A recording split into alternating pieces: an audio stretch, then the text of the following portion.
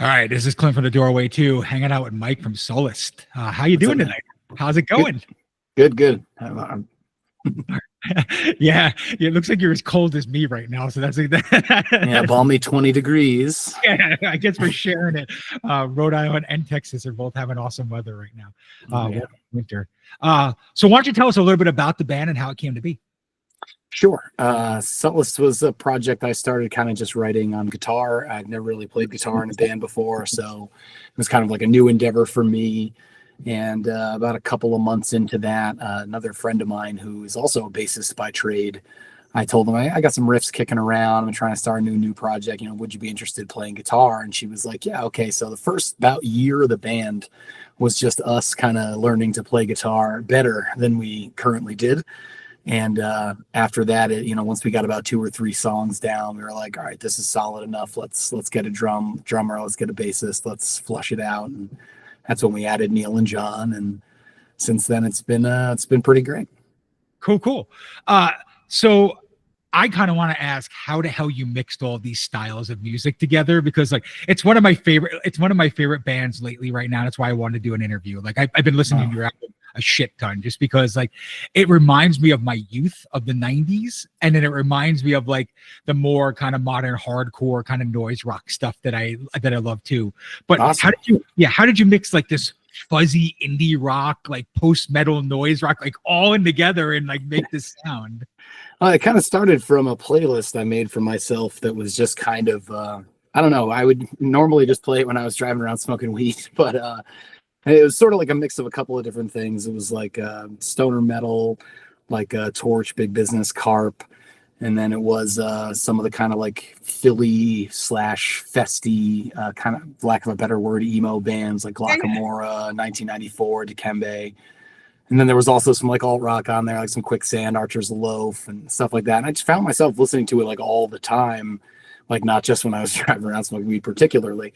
But just sort of all the time. And I was like, man, it'd be really cool if there was something that could kind of, combine all the elements of these things I like into one sort of band that did them all. And that's kind of where the idea generally came from. I just started kind of writing riffs around that. And it took quite a long time to put it all together. But once it all did, it sounded really cool to me. And I showed it to other people and they thought it was cool too. So we kind of just went with it from there. And it's evolved into what it is now. Cool. I've been joking to one of my friends, the best way I can describe the sound of your band is if At the Drive-In and Jawbreaker wanted to be a metal band. Okay. I was like, the angst of At the Drive-In, that kind of etchy, emo, indie, hardcore kind of Jawbreaker vibe. But yeah. We're really into fucking Slayer too, that kind of that's kind of what the vibe I get from this band. So. Oh, for sure, I do like a lot of way heavier things than particularly are influenced in Sullest. But yeah, when it all kind of mixes together, it's cool what it can produce. Nice. So I want to talk about the vocal style a bit, because I think that's one of the big trademark sounds on this record, where you're not afraid to be melodic. You're not afraid to be catchy and have sing-along songs, but yet still be balls out heavy sometimes. Was it hard to be able to add the vocal melodies into this kind of music, or was it just kind of natural? I have certainly never really written my own vocal harmonies before, so this was definitely the first foyer into that for me. One of the bands that made it onto that playlist and that I just listen to a lot generally is Tiny Hawks. And I always kind of liked how they did those layered harmony, sort of yell parts over some of their more melodic and heavier parts from there. And that's kind of where I tried to bring the influence from anyway, or where my brain was thinking, try to sound a little bit like that anyway, or somewhat in the vein. And then the yells just kind of come naturally. Nice. So I may be way off base here, but as I listen to the record, I kind of hear a proggy element too, and I don't want to be sure. Okay, I just want to, especially on the way the bass and drums are arranged. They almost feel and I mean proggy in the truest sense, that 70s kind of not so technical, but more just complex kind of rhythm sections where I feel the bass and the drums are sometimes the lead in the song, and the guitars are more the rhythms. And a lot of 70s prog rock, that's the way it is. And like the synths in the rhythm section take the lead, and then the guitar is just kind of adds the layer that it needs. Sure. Are you big into prog rock at all, or? We do really like Rush as a band. Maybe Ashley doesn't like Rush as much as Neil and John and I do, but we are definitely huge Rush fans and have been for quite some time. I never really thought about it, how you brought it up there, how like the bass and the drums sort of drive more proggy stuff. But yeah, it does kind of make sense. I never really thought of it in the parlance to our band before, but that's kind of like I'm sure John will be like, yeah, there was totally that going on. Well, yeah, because it reminds me of like kind of early Genesis or Gentle Giant. Like, now you're singing John's praises. Okay. He's gonna be very happy about that. Okay, that's what it reminds me of, because see, the thing I loved about early Genesis, like when Gabriel was singing and stuff, like, is the bass was kind of in the forefront. It was never overplaying, but it kind of took the lead and drove it. And that's kind of what I feel like on some of these songs is happening. Yeah. No, that's a right on money there. You got that one. That's awesome. And then the last thing I want to talk about is the sound that I don't think should be there, but if it wasn't there, I don't know if I'd like the album as much as I do. It's that Southern California pop punk kind of vibe that's going on. And there's one band in general, you probably don't even know who the hell they are, and if you do, you just became my best goddamn friend. I'm just gonna tell you, all right? They're called Big Drill Car, and they're from Southern California. They were on Cruise Records.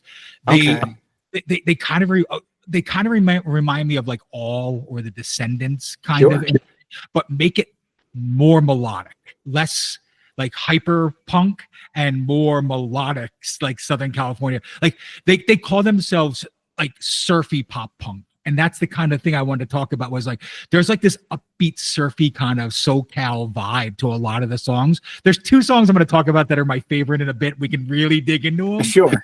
But I like, are you guys into that kind of pop punk kind of vibe at all? I mean, it's definitely like a part of our, early Genesis and stuff like that. Bands like High Standards, Titanic Surfers, stuff like that. But I mean, I would say like Sullest general kind of more influenced by like Midwestern stuff.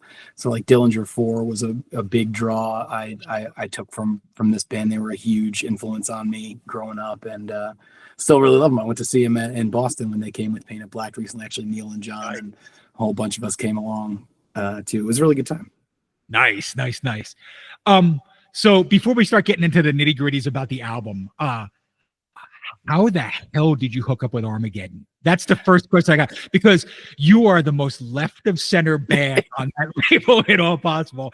Like, I mean, no, for sure. It's definitely an interesting story for sure. We shopped it around. Yeah, like the home of the home of the most hardcore of hardcore bands, and then there's Sullest, right? Now, talk to me about it. How did it happen? Sure. So, we had the record produced for a little while, and we shopped it around to a couple of places, a couple local, a couple outside. And, we're not touring, so there wasn't like a, huge draw for labels to put out, which I completely understand, totally makes sense. So if we were talking about maybe doing a self-release on our own, and then Ashley, our guitar player, she is actually married to Ben of Armageddon and Drop Dead.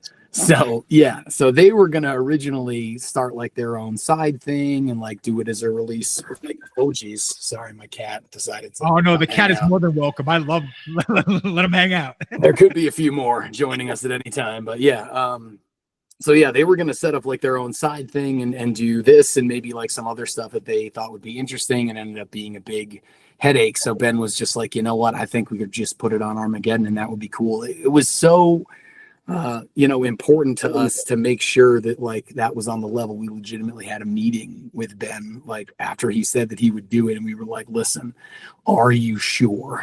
Because we're very different from the music you put out. And I thought his answer was really great.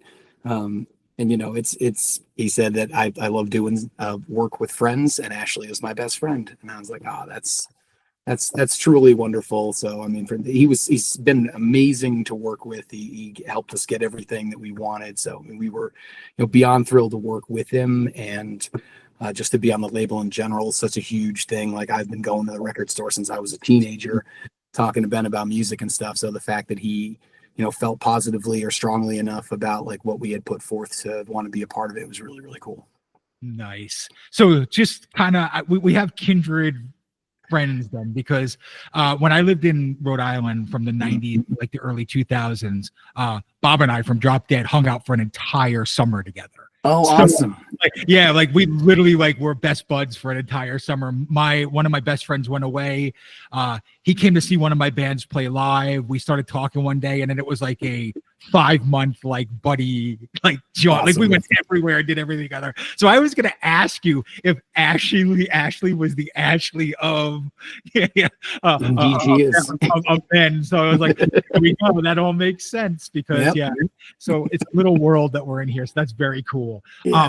I think they did a great job, and I think it's given them credibility in a different way entirely now, where people are looking at the label in a totally different light, even from the reviews that I'm seeing. So, like, that's fantastic. Yeah, so definitely opening up a new avenue for sure.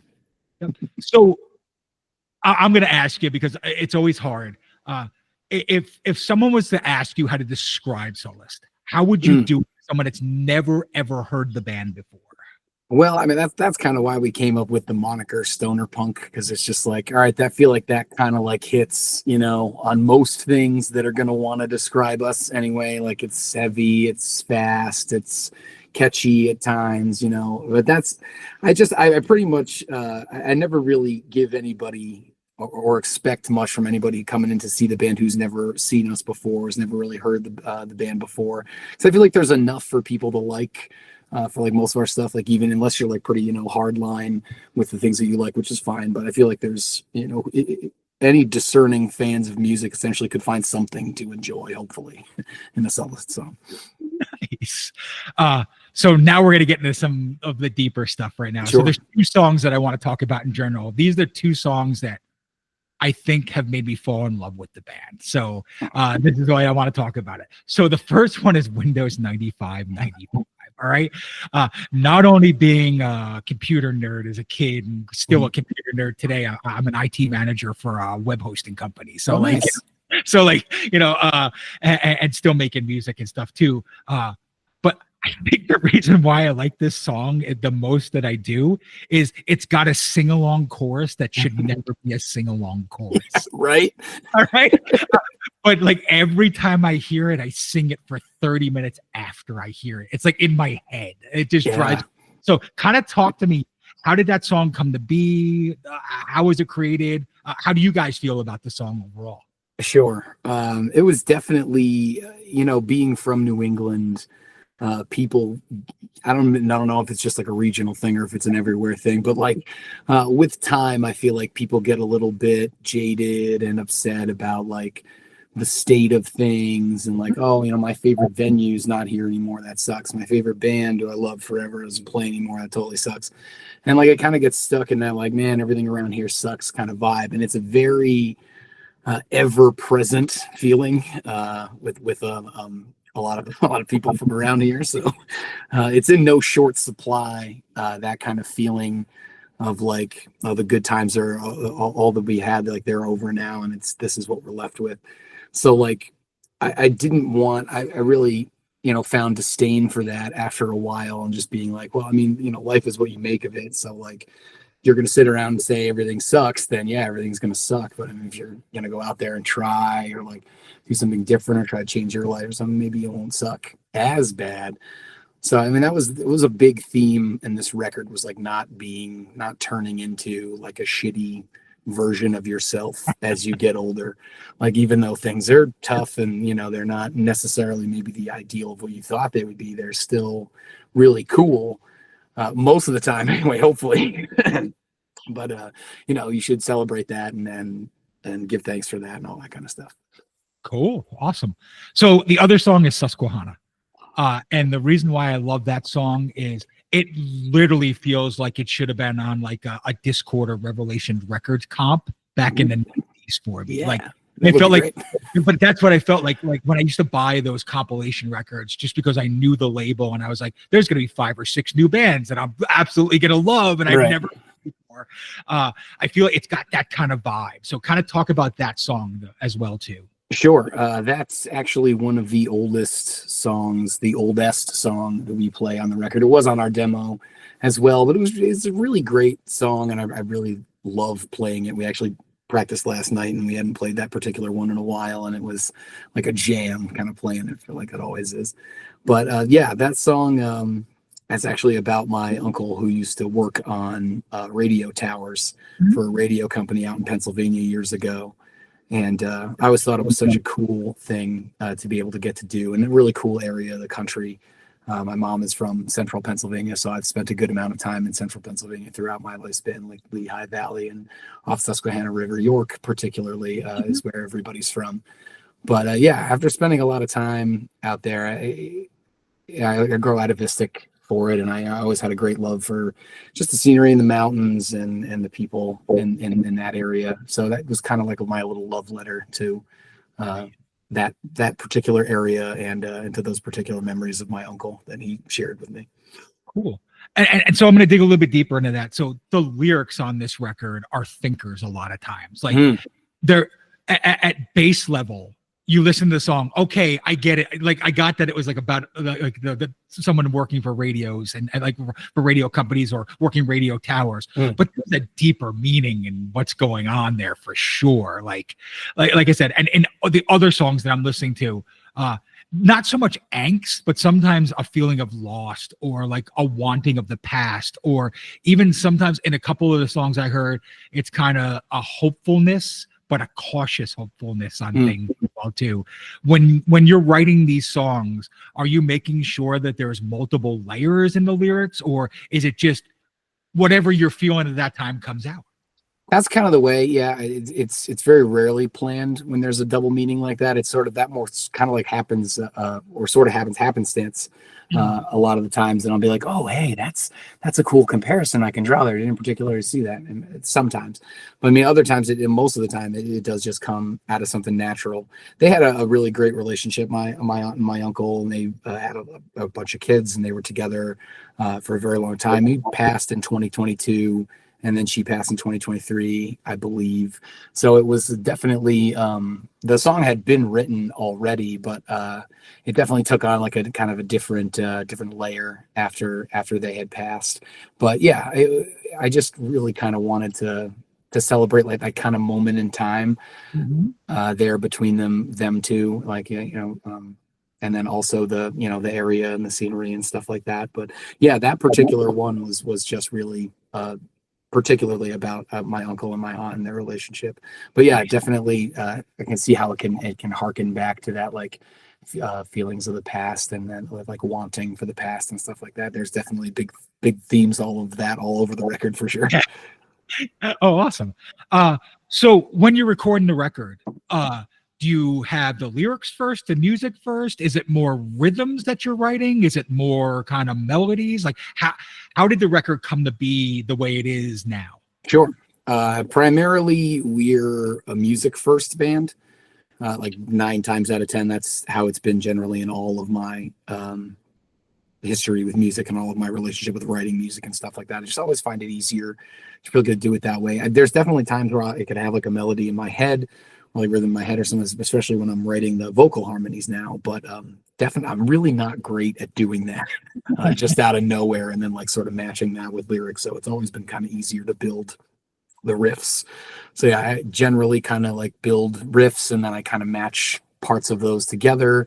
I show everything to the band, and they'll give me some notes, and then we'll write like a part or two together just to kind of like glue everything together. But most of the time that's how it goes. Every once in a while I get lucky enough where I put everything together myself and bring them a finished product. But most of the time there's a good amount of collaboration in our writing, which I like, because I'm not classically trained at all, and 2 of our members are, and one of them is not. So it's great to have different perspective, or like what somebody else thinks might sound good here. It might not be something that I thought of, or that anybody or somebody else in the group would gonna think of too. So it's always cool to like bounce it off each other. Very organic flow to our songwriting process.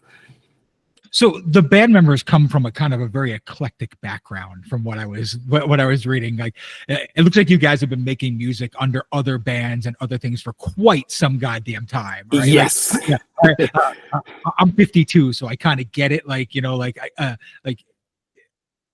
how did these four minds come together to make this sound? Because when I dig in and can find out about the other bands you were in, they were very different than anything that this even is close to. So yeah, it was a departure for a lot of us, but it's also like, because all four of us listen to very eclectic types of music anyway. Like that playlist I was talking about before has like a ton of hip hop on it as well, like a massive amount. Because and it's just I feel like we might not have the background in writing it, but because I think we listened to a fair amount of stuff, it sounded similar to what we were writing. Once we kind of got there, like with the riffs and with the idea of the song, it was sort of just like, all right, it might take us a second or two to like get our bearings, but we sort of know what needs to be done or what could be done here. And then, maybe it's like, all right, that sounds kind of boring. Let's try to make it a little more interesting. Let's maybe play with the rhythm or how many times we're doing it or whatever like that. It's definitely a weird scenario when you listen to the other groups or bands that we've been a part of and then compare it to this. It is completely apples and oranges for sure. But like I said, everybody in the band is an extraordinarily capable musician, whether they're classically trained or whether they're just, have been playing for so long that like their natural abilities that they bring to the table really help glue it all together. I don't know if Sullest would be what Sullest is without, I can pretty much say that Sullest wouldn't be what it is without these four particular people, because it definitely could have, taken on a different shape, but very lucky to be where we are. No, nice. So I want to talk about the guitars for a second. To me, there's two very distinct guitar tones, and then sometimes they blend into this one sound. But I want to talk about the two sides. I don't know who does what. You can tell me in a minute who does what. But there is this very jangly, almost indie rock guitar that happens in one speaker, and in the other speaker there is, I'm going to call it straight out noise rock. All right. And when I talk about like Jesus Lizard, Tar, like the Cows, kind of like it is my favorite fucking kind of noise rock on this earth. All right. Like when I hear it, it gives me chills. It's like the old and rep touch and go days where I'm like, hell yeah. All right, brother, here it comes. But I'm not sure. And then when the two combine together, that's when I start hearing like the stoner fuzz rocks. And when I talk about stoner fuzz rock, I'm going in a different direction than what you talked about a minute ago. Okay. Oh, okay. I hear more like Fu Manchu and Caius and the desert rock kind of vibes, because like you have a very, how do I say it? Like straight fuzz box through a Marshall kind of tone when that happens. And that reminds me, like Fu Manchu is like one of my favorite like desert rock bands. All right. Yeah. I've seen them 4 times live and they never fail to be amazing live, and when they stop playing, you're bummed. Like, cause you're like, okay, I don't care if it's been 2 hours, play another 2 hours. God damn it. But no, like, so talk to me, like, who's the more janglier one? Who's the more noise rock one? And how the hell do you blend it together to make it that sound? I guess I would be the more noise rock one. I'm definitely the more like straight ahead. Yep. As far as what I'm playing most of the time, not doing too many leads or solo parts or stuff like that. Ashley is definitely more, again though, kind of right on the money, like the deserty stoner rock band. She's from Arizona, so she's gonna love that one. And yeah, she definitely she brings in this type of energy. I can never really describe it, but she always seems to, whatever I'm playing, she's got to like figure out what she's playing underneath it, and I never really give her any notes at all, and she always just comes out with this like, oh, perfect, that was right on the money, not at all what I was thinking or like the direction that I was going, but it sounds like so well when you put it together. It's just it's like the icing on the cake, like every single time she puts it through. And then as far as the blend, she's done a good amount of work on her like tone over the last couple of years. She got a lot more equipment and some cooler pedals that she's been using. She's been kind of dialing it in for sure. I've been using the same general setup for a while, so which is the T-Rex pedal by Mudhoney, which is primarily what I use for distortion, and I use an Unholy Grail for like a reverb and a boost. And yeah, the blend again, pretty natural. We never really sat down and we're thinking like, here's what we're thinking as far as like how we want to dial in the tone. It kind of came more of like a, added this pedal, didn't really like it, added that pedal, didn't really like it, and eventually we got to this place where everything sounds very harmonious together and like sort of unintentional. It was sort of unintentional to start, but we had an intention once we where we were going. We just didn't really know when we were going to get there particularly. Nice. Yeah, so I didn't want to be that guy, but like I was gonna say, like you totally sound like you got like a super fuzz big muff pedal, and like I was like, that was kind of the tone that I like. The Mudhoney thing has been in the back of my head, and I was like, yeah. I don't know if they're into that kind of sound or not. So like, but yeah, like I said, yeah, like the first couple of Mudhoney records are just goddamn brilliant. Yeah, I agree. So like, yeah, I love that tone. Cool. No, awesome. So let's switch it for a second, because I kind of want to talk about a few different musical styles, because today like noise rock seems like to be the new like hip thing. Like they're all going back to it. All these bands are coming back that were around in the 90s and late 2000s. Yeah, for sure. Now I am a huge Jesus Lizard fan, but I am probably going to be the guy that causes the most grief in the world. I think their new album is complete trash. Really? Yeah, I can't stand the way he sings on it. I don't like the guitar tones. Like there is something missing on it. I don't feel the soul that I used to feel like on the Liar record or anything like that. Like where he was the angriest, most calm vocals I've ever heard in my life early on, and now I just feel like he's like losing a step. And I feel like everybody wants to be a noise rock band right now, or they want to be like a stoner band. All right. You're not that. That's why I want to talk about this. You're a mix of, like, you turn the knob like all the way around and mix all of it together. And it's kind of like a rainbow color of sounds. Do you get upset like when people pigeonhole the band in one's direction or not because they don't know any better? Like I've seen so many reviews where they like are focusing on only the stoner rock vibe or only the punk rock vibe or only the noise rock vibe, where they don't see the big picture like we're talking about right now. It's been a really hard thing. We joke all the time that like this band kind of turned out similarly to Weak Teeth, whereas it's like not heavy enough for the punk kids and it's not screamo enough for the screamo kids. So like everyone's kind of divided as to how should I feel about this? I don't really know. So I understand like definitely where that comes from, where people try to have an issue digesting it sometimes. But I never get mad at anybody when we're particularly pigeonholed one way or the other. We got nominated for best hardcore band a couple of years ago in a local magazine. We were like, I was like, oh, okay, yeah. I mean, I don't really see that. I feel like there's probably some other bands that fit hardcore a little better than our band does, but to each their own, I suppose. But yeah, it's a little, there's a lot going on. So I definitely don't mind when a punk band asks us or a metal band asks us or this band asks us to play. It's totally cool. We definitely like jumping on shows where we have like similar sonic vibes. We like jumping on shows where we don't really have similar sonic vibes. Sometimes it can be an enjoyable experience. But yeah, a little difficult for translation. No, that's awesome. That's going to kind of build right into the next question.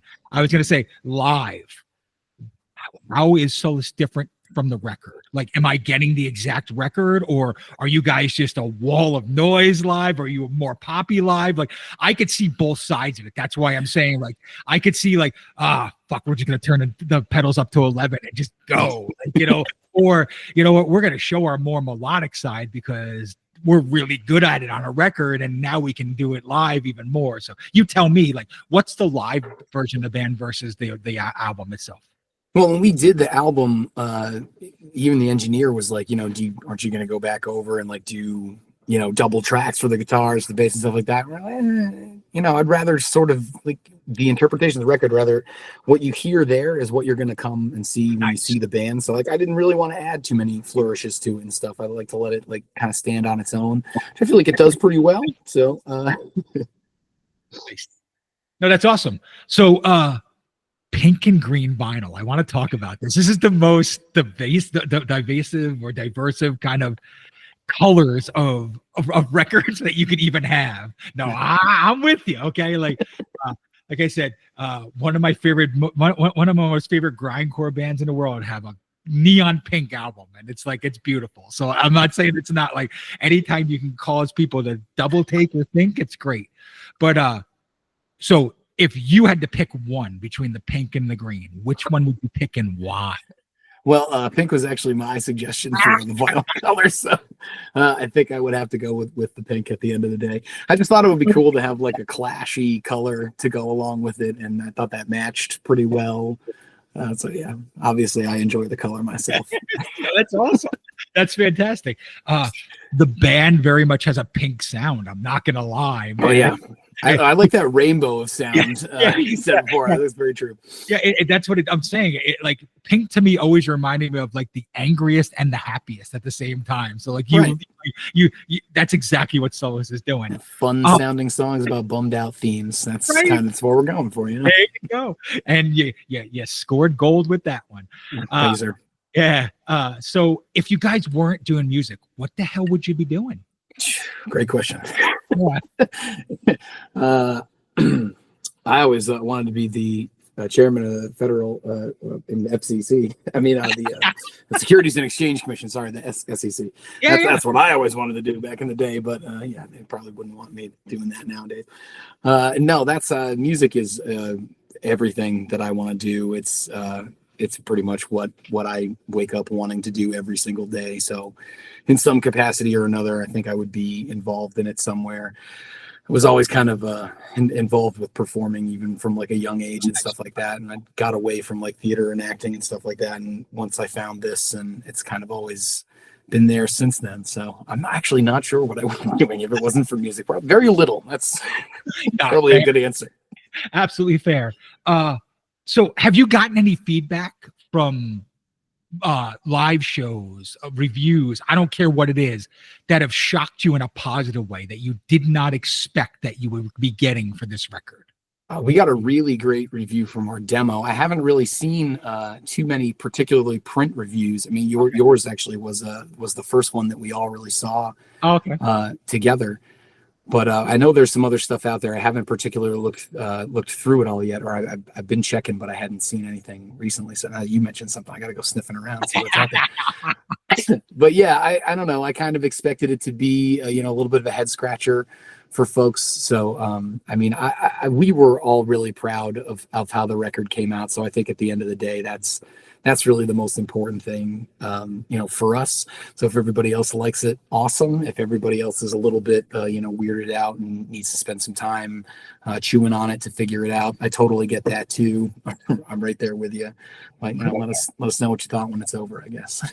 Yeah, because I saw one review. I don't remember where it was because I was reading a bunch of reviews after I listened to the record to see if they aligned with me, if they didn't align with me, like if I and I feel like I'm very much an outsider because I look at things as a musician. I don't look at things as a music fan so much. Being that, but you know what? Because I been playing music, and like I said, I got a new record coming out in February. Like I get it, man. Yeah, so like my mind's always in that, like, what do I hear? What do I like? But there was this one review that I read, and it wasn't long. It was like a couple of paragraphs long, but they said that you were the poppiest hardcore band that they love to hate. That's totally fair. I see that, and I understand why people would be so divided about stuff like this. I mean, I definitely, when I was younger, I was certainly mad when like other bands would sort of co-opt, riffs that like, Tragedy or From Ashes Rise or something. Oh, it sounds exactly like that. Now this band's ripping them off. That band sucks.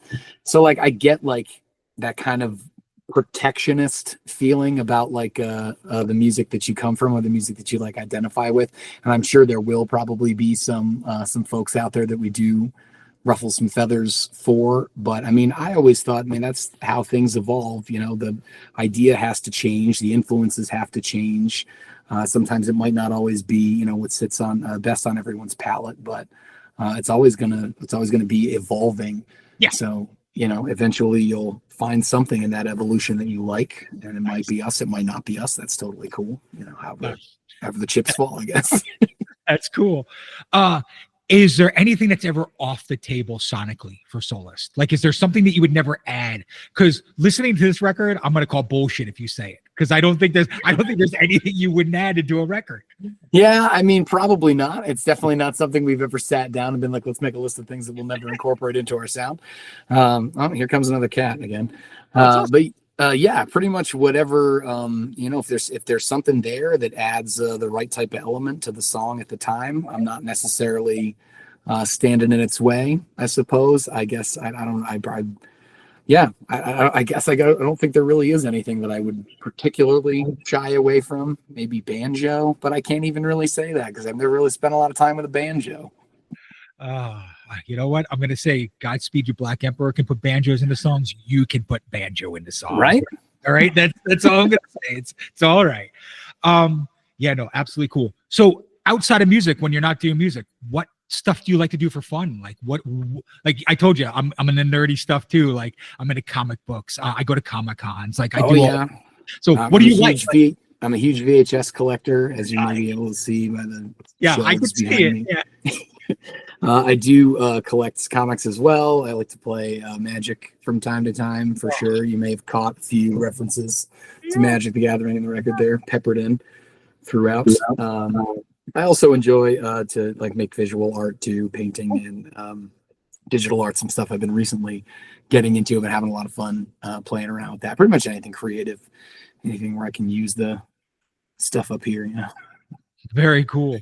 So this is kind of a serious question that I always ask every band, because I'd love to kind of get you guys' feedback. And whether it's one of you, the entire band, I don't care. Like, if you could have any artist take one song off the record and make it their song, which song would you do and what band would you do it with? Ooh, great question. I'd sure like to see maybe Baroness or Torch mess around with Counterspell. Nice. Or maybe see like Glockamora's take on Smoking Hand. That would be Oh No My Smoking Hand. That would be really cool. Definitely kind of in their vein. There are now two cats with me. It's awesome. No, so I was just gonna say the band that I most want to hear cover, and it's the Windows 95 song, because I think it would be amazing, is Rodan. I don't know if you know who they are. All right, they're like one of my They're like one of my favorite post hardcore. Yeah, I guess that's a good one. That's a good coverall. Like they took what Slint was and made Slint even better. That's kind of like the way I look at it. All right, like accessible Slint. Yeah, you know what I mean. That's kind of like, but like I would just love to hear Rodan, because I want to hear the dueling vocals. I want to hear the jangly guitars. Oh, that's such a good call out, dude. That's a way better than my answer. I changed my answer to your answer. Because like Rodan, they may have only put one real record out, but it's like one of the greatest records. It's a crusher. Oh, absolutely. Yeah.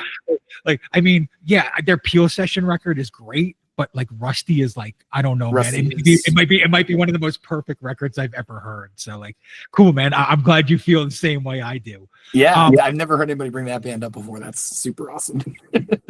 Yeah. Like I said, I feel like there's kindred spirits between you and them for sure. Like, the way you layer things, the way they did it, like you're not afraid to be fragile and harsh at the same time, and they're very much the same kind of thing. So that's so true. Dude, yeah, right on the money. I was right on the nose. Cool. Yeah, no, awesome. Where do you see? So you know, everybody says you have a lifetime to make your first record. You got 6 months to make your next one. All right. Like, where do you see the next record going? Is it going to be very similar, very different? What do you? Well, there's one song that we that didn't actually make this record because for whatever reason we just couldn't get it sounding heavy enough. So we're gonna that's gonna be on. We have about I think 2 or 3 songs almost done as far as like the next release is concerned, and yeah, they're the one that didn't make the album obviously is pretty similar to what the album sounds like, but the other three, or two of them particularly, are a little bit different from us in the way of just like the way the songs put together. It's a little bit more kind of stays like a high pace the whole time rather than doing like the peaks and valleys sort of thing. So yeah, definitely I'd say actually they're a little bit heavier than or a little bit less fragile, which was a great word that you used to describe us before. Totally, that's a great, right on again, great description. So yeah, I'd say it's a little bit less fragile, a little bit more kind of raw sounding, still kind of in like the same vein. But yeah, I'm very excited about the new stuff because it does sound really cool, and we're excited to get something else out there for sure. Are you sticking with Armageddon? That's a great question. I don't particularly know. We were just thinking about doing either an EP or a split next. So I don't know if we were particularly even thinking about doing a physical release for it. It's in the early days for sure. We, it's not all put together yet. So we're not really sure which direction it will be going, but stay tuned. We'll definitely let everybody know as the gears are turning for sure. Cool. So the other thing I kind of want to ask you is, if there was one live band you could go tour with, who would you want to go tour with if you had the potential to do it? Active, currently active, or just doesn't matter. Okay. Pick a band. Like, I don't care if it's a band that doesn't even exist anymore. If you could say, "Hey, get back together, we want to tour," and they say yes, who cares? Like, Okay. I've always wanted to play with and see Tiny Hawks live, so I would totally love to do that.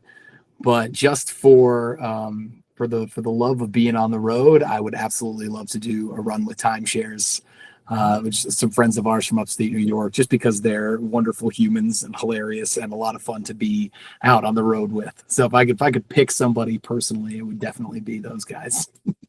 Nice. Which camp do you feel you're more sonically in? Do you feel like you're more in the indie rock world, or do you feel like you're more in the kind of fuzzed out heavy rock world? I would say probably more indie. We'd be on the harder side of the indie, rather on the softer side of the hard rock paradigm. So I feel like we would probably do a little bit better in that particular camp, I guess. Gotcha. Well, because I'm gonna debate you here for a second, and I think this is what I kind of wanted to get to was, I think you're a way heavier band talking to you right now than you think you've ever been, because there are moments on that record right now that are full on bludgeoning metallic riffs, okay, and then there are other moments where, like I said, it's fragile, like Rodin, which is beautiful. Don't get me wrong, like I love the both sides of it, but I mean, I think the reason why you're getting the fan base that you're getting, like you're getting the people that like you, is because some of us older farts out there, as I call us, like we grew up listening to music, not being locked into a 30-second sample of like, okay, this is the new TikTok thing, or this is Instagram thing. Like, we bought records. Like, I went to record stores and I didn't even know what a goddamn record sounded like. I would walk into, I'm from New Jersey, so there was a store called Flipside that I used to live in. A matter of fact, my first singer worked there, and like she became my singer because because we became, because we loved the music, and I was like, hey, she goes, you play guitar, right? I was like, yeah. She's like, I sing. I was like, well, why don't you come to practice one night? And voila, there it came. Yeah. Yeah. I mean, the record stores, I don't even know if it's open there. Like, I'm talking about the 80s and 90s is when it went there. But I used to go buy records simply because I'd look at an album cover and be like, this has to be the greatest goddamn record ever. Right. Sometimes to our detriment, but oftentimes to our amusement, which is great. Yeah. So like I said, I feel like you make those kind of albums. You don't make songs, okay? Like, I get that they're singles and stuff, but this is an album. Like, you're gonna miss out if you like only listen to track 3 and 5. Like, you're gonna miss out on so much here, because like I said, every song has a different like texture and kind of feeling to it. So do you feel like a lot of younger kids are missing out because they don't listen to albums anymore versus just songs? Well, I mean, I feel like they definitely they start watching those 30-second clips for sure, but I mean, I mean, I remember back in the day when I was a kid downloading 30-second clips from like AOL's sound files and being like, oh, this band, I've never heard of this band. Hey, 30 seconds of that sounded good. If I ever see that at the record store, I might pick that up. So it was like kind of like a same. I mean, I feel like if you were, if you saw something in that 30 seconds that you liked, you'd probably dig a little deeper. At least I know that I would, or I did anyway, back in the day when I even got a taste of something that I thought was cool. I was like, let me go track that down and find that out, everything I can about it, essentially. And, whatever they listen to or what's on their label or who they touring with and stuff like that. So I feel like kids still do that. And I definitely feel like the ability to do that now is like magnified times a million. Cause like, back in the day it was, try to find something on Napster or go to the record store. And now you have like legitimately every option on earth. You can hear a band's demo. You can hear like their unreleased song if they're tooling around within the studio sometimes. So like the net you can cast is pretty vast nowadays. So I feel like if the kids have passion enough for it, they'll go find it. Cool. That stuff never really gets lost. Maybe the vehicles and how we get to it change. But yeah, if you're inspired by something, you're going to go find it no matter what. Cool. So the last question I'm going to ask, and then I'll wrap it up, is what's the local scene like in your area now? It's definitely changed like quite a bit from like when I remember it in like the 09, 2010, 2011 type of scene, like when I was kind of cutting my teeth. But that's not to, I mean, it's still very vibrant. There are still lots of shows going on. There's even still DIY venues that like pop up every once in a while and do great things. There's a good community out there working to maintain, making sure that like the younger generation essentially has a place and has a scene where they can do their thing. It's a little bit, I feel like there's a little bit of opportunity for us to get like some of the bands that are a little outside of our region. I feel like there used to be a great tie-in with that back when the record stores were around doing the type of business that they were doing. It was a lot easier to get those bands coming through. We might be missing some of those sometimes, but I mean, on the whole, I think it's still doing a really great job. I think as like if you were a young kid anyway, coming up in Providence, Rhode Island, it's still a great place to be as far as the music scene. You got a lot of different stuff. You got a lot of people coming in from out of town too, and some good exposure. So I think they're doing it. I think they're doing it just as great, if not better than we were doing it back in the day. Cool. Just because we don't necessarily see it anymore, because I don't really go out or do anything. But yeah, it's definitely out there. I see it. I see posts about it all the time. I get it. Yeah, the older we get, the less we venture out. I totally get it. So I'll leave the last couple of moments of this conversation with you. Like, talk about what's coming up. If there's anything you want to, anything you want us to know about, things like that. Sure. We're talking about potentially doing some dates. We have a record release show March 7th or 8th. I'm not sure. It's one of those two dates for sure. That's going to be at AS220 in Providence. We're thinking about doing some dates outside of Rhode Island around that show. We're still kind of working the kinks out of that one right now. And then, yeah, there definitely will be either an EP or a split on the way. Maybe end of summer, early fall, something like that. But yeah, keep attention paid to the old internet there, and we'll make sure to let everybody know once something more concrete is in the works for sure. But yeah, we're around. We're not going anywhere. And if you haven't checked out the new record, go check out the new record. I guarantee a head scratch anyway. It'll be a fun time, if not just to get your mind grapes going. Yeah, don't be an idiot. Listen to the record. Trust me. Be good. All right. But again, Mike, it's been an absolute pleasure. Thank you, man. Clint, thank you. Yeah, I've done this so much. Again, Clint from the Doorway 2, hanging out with Mike from Sullest. You have a good night, and man, like I said, I hope we talk again soon. You too, man. Take care of yourself, and free Gaza. Can't forget about that one. Have a good